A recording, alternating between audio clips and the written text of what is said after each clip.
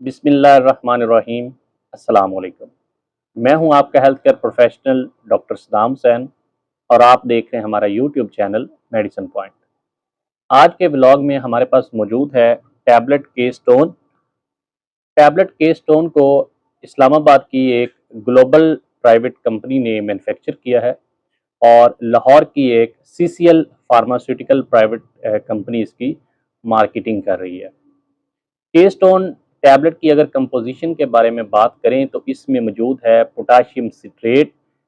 और अगर इसकी इंडिकेशन को देखें कि ये किन प्रॉब्लम के ट्रीटमेंट में इस्तेमाल होती है तो ये renal tubular acidosis with calcium stone और इसके अलावा uric acid lithiasis with calcium stone और विदाउट कैल्शियम स्टोन के ट्रीटमेंट में इस्तेमाल की जाती है।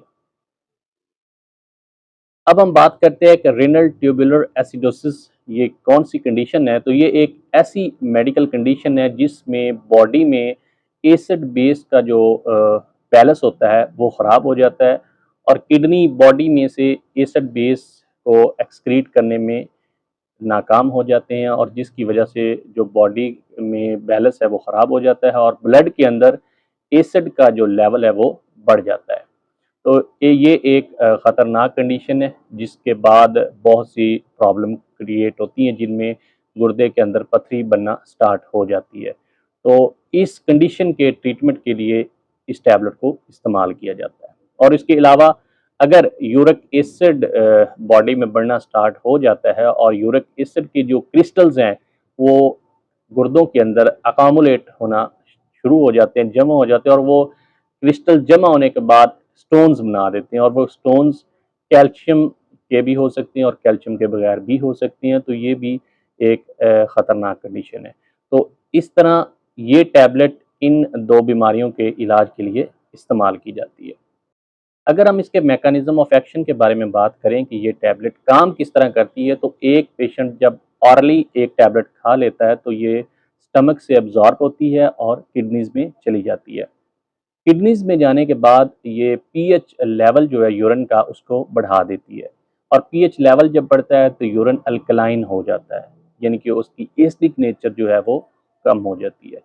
तो अल्कलाइन के साथ साथ ये यूरिन में सिट्रेट का लेवल भी बढ़ा देती है और इसमें मौजूद होता है पोटाशियम, तो यूरिन में पोटाशियम का लेवल भी बढ़ जाता है।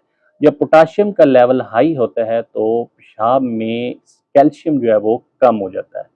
तो कैल्शियम कम होने के साथ गुर्दे में जो कैल्शियम और यूरिक एसिड की क्रिस्टल्स हैं जो पथरी बनाती हैं वो अमल रुक जाता है और इस तरह गुर्दे में पथरी नहीं बनती।